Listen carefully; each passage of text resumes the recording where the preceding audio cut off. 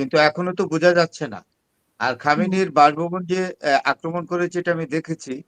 Khamenei এখানে ছিলেন না। আগে থেকে আজ থেকে হয়তো ধরেন আমার যতটুকু জানা মতে ৬ থেকে ৭ দিন আগে খামেনি অন্যত্র চলে গেছেন। যেটা হয়তো আমেরিকানরা এখনো জানে না যে খামেনি কোথায় আছেন।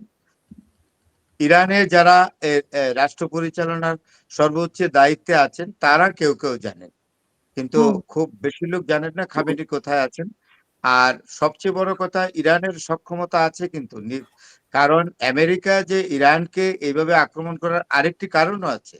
সেটি হলো আমেরিকা ভালো করে জানে যে ইরানের যে পারমাণবিক সক্ষমতা সেটা অ্যাটমিক বোমা তৈরির খুব কাছাকাছি। অথবা এমনও হতে পারে যে ইরানের হাতে বোমা আছে। কিন্তু সবকিছুর পরে যুদ্ধ তো ধরেন কতদিন কন্টিনিউ করবে, কতক্ষণ করবে সেটা আমরা জানি না।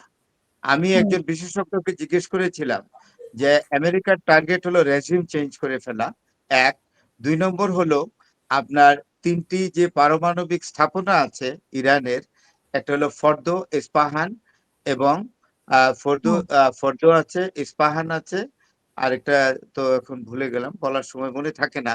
এই ৩ টি বড়, বড় এস্টাবলিশমেন্ট আছে নিউক্লিয়ার আ এস্টাবলিশমেন্ট এইগুলোকে একদম ধ্বংস করে দেওয়া।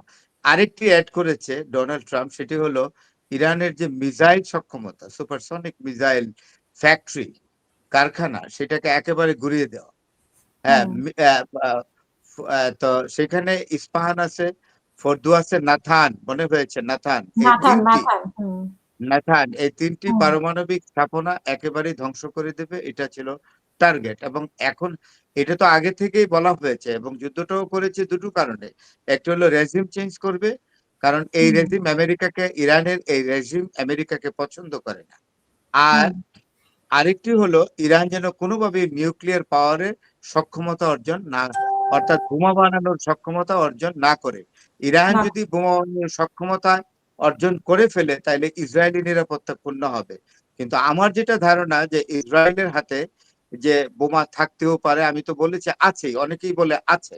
তার কারণ হলো এই সোভিয়েত ইউনিয়ন যখন ভেঙে পড়ে তখন কিন্তু সোভিয়েত ইউনিয়নের যে নিউক্লিয়ার আপনার হেডকোয়ার্টার ছিল যেটা ইউক্রেন ইউক্রেন কিন্তু বিভিন্ন দেশে তখন ইউক্রেন তো সোভিয়েত ইউনিয়নের অন্তর্ভুক্ত ছিল এবং সোভিয়েত নিউক্লিয়ার হেডকোয়ার্টার ছিল ইউক্রেন। এখান থেকে কিন্তু এটা ডিসেন্ট্রালাইজ হয়েছে। এখন ডিসেন্ট্রালাইজ হয়ে এটা কোথায় কোথায় গিয়েছে এটা আমেরিকার গোয়েন্দা সংস্থা খুব ভালো করে জানে। সুতরাং ইরানকে সবসময় সন্দেহের দৃষ্টিতে রেখেছে যে মধ্যপ্রাচ্যের দেশগুলোর মধ্যে ইরান হলো পারমাণবিক সক্ষমতার একটি দেশ, পারমাণবিক বোমা অর্জনের সক্ষমতার একটি দেশ। সুতরাং শুরু হলো আক্রমণ, এখন দেখা যাবে এটা কোথায় গিয়ে থামে, কোথায় গিয়ে দাঁড়ায়।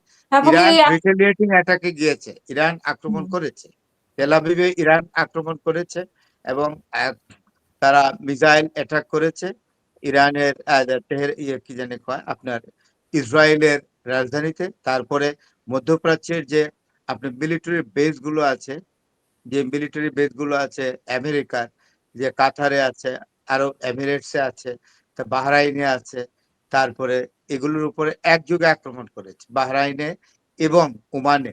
হ্যাঁ, এগুলোর উপরে অলরেডি সৌদি আরবে আক্রমণ করেছে।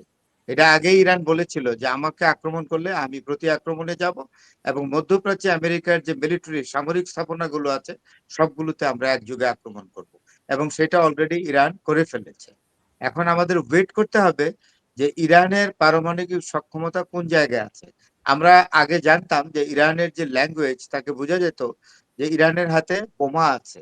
এখন সেটার জন্য ওয়েট করতে হবে। আর একটা জিনিস এটা তো সত্যি, কোনো মানুষও যদি বা কোনো রাষ্ট্র বা কোনো ব্যক্তিগত মানুষও যদি তার এক্সিস্টেন্সিয়াল ক্রাইসিস বা তার এক্সিস্টেন্স যদি ঝুঁকির মুখে পড়ে তখন সে তো তার সর্ব সর্বোচ্চ সক্ষমতা দিয়ে সেটা প্রতিহত করবে। ইরানের কাছে কি আছে না আছে আমি এগুলো বলতেও চাই না বা আমরা হয়তো অতটা স্পষ্টও না, আমরা অনেক সময় বলে থাকি হয়তো বা আছে, বোমা আছে, কিন্তু সে যখন তার নিরাপত্তা এবং তার অস্তিত্বের মানে হুমকির সম্মুখীন হবে তখন ইরান কি করবে এটা ইরান জানে। এবং এইখানে আসলে ইরান পেরে উঠবে কিনা একা। আর তাছাড়া এখানে আমরা দেখতে পাচ্ছি যে ইরানের পররাষ্ট্রমন্ত্রী যেটা বলেছে যে দেশটির আত্মরক্ষা অধিকারের আওতায় সব ধরনের সামরিক সক্ষমতা ব্যবহার করে নিজেকে রক্ষা করার চেষ্টা করবে। এবং তিনি আরো বলছেন যে মানে সৌদি আরব, সংযুক্ত আরব আমিরাত, কাতার, কুয়েত, বাহরাইন, ইরাক সহ বিভিন্ন দেশের পররাষ্ট্রমন্ত্রীদের সঙ্গে ফোনে কথা বলেছেন। কিন্তু তারা কি সাহায্য করবে এই মুহূর্তে? আর এটা না, কয়েক সপ্তাহ তারা সাহায্য করবে না। এখানে আপনি ইরাক এবং লিবিয়ার কথা বাদ দেন। এটা হুম, তো অলরেডি আমেরিকা কন্ট্রোলে নিয়েই রেখেছে। কিন্তু এরপরে যে এমিরেটস স্টেট গুলো আছে, যেমন কাতার, কুয়েত, আরব এমিরেটস, বাহরাইন, তারপরে আপনার ওমান, এগুলো সব সৌদি আরবের কথা চলে। হুম, সৌদি আরব, আমরা একেবারে সৌদি আরবের প্রতিষ্ঠা লগ্ন থেকেই জানি যে আমেরিকা পন্থী। সৌদি আরবের যারা বাদশাহ হয়েছে এই পর্যন্ত সবাই আমেরিকা পন্থী। এবং হুম, এখনকার যে যুবরাজ যিনি সৌদি আরব চালান, হ্যাঁ, তিনি তো একেবারে মানে আমেরিকার একেবারে এমনি দেখায় মাঝে মধ্যে বিভিন্ন ধরনের মন্তব্য করেন, কিন্তু তিনি হলেন সবচেয়ে আমেরিকার বড় আজ্ঞাবহ। মানে সোজা কথা যে ডিনাস্টিক্যাল ইয়াগুলো যে মানে শাসকরা আছে মধ্যপ্রাচ্যের, তারা সবাই আমেরিকার খুঁটিতে চলে।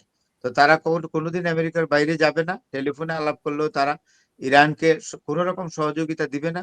আর অলরেডি মিডল ইস্টের বিভিন্ন স্থাপনার উপরে, আমেরিকান স্থাপনার উপরে ইরান যেহেতু আক্রমণ করেছে, মধ্যপ্রাচ্যের এই এমিরেট স্টেট গুলো কিন্তু অত্যন্ত ভয়ের মধ্যে আছে যে তারা কিন্তু এখন হুম। থেকে ইরানের আক্রমণের মানে টার্গেট হয়ে গেছে এবং অলরেডি আক্রমণ করেছে, আরো আক্রমণ করবে। তাদেরকে আরো আক্রমণ মোকাবেলা করতে হবে সামনের দিনগুলোতে। তো সুতরাং আমরা সহযোগিতা পাবে। যেটা নিউজে দেখতে পাচ্ছি যে কয়েক সপ্তাহ আগে থেকে এটার মানে পরিকল্পনা চলতেছিল। তো ইরান কি সেভাবে প্রিপারেশন ছিল না তাদের যে এরকম আক্রমণ হতে পারে তাদের উপরে? তো না, ইরান জানতো বলেই ইরান হুম, কিন্তু সাবধানতা অবলম্বন করেছে। হুম, করেছে বলেই যেমন তাদের সর্বোচ্চ নেতাকে সরিয়ে নিয়েছে। হুম, তারপরে তাদের রিপাবলিকান গার্ড যে আছে ইরানের, যেটা উম, তারাও তাদের নিজস্ব অবস্থানে আছে, শক্তিশালী অবস্থান নিয়েই আছে, তারা লড়বে। ইরান এমন একটি জাতি, পারস্য জাতি। ইরান এটা ঔপনিবেশিক শাসকদের দেওয়া নামটি। এই দেশটির হুম, নাম হলো পারস্য। পারস্যরা কিন্তু আরবি না, আরবি হুম, না। এরা আরবি না, এরা হলো পারস্য জাতি।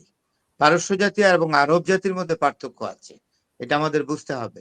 পারস্য জাতি প্রধানত হয় না। তারা গ্রিককে দমন করেছে, তারা গ্রিক বাহিনীকে ম্যারাথন যুদ্ধে পরাজিত করেছে, এটা সবাই জানে। সুতরাং এই জাতি সহজে পরাভব মানবে না। এখন যুদ্ধের রেঞ্জ বা গতি প্রকৃতি কতটুকু পর্যন্ত যায় সেটা দেখার বিষয়।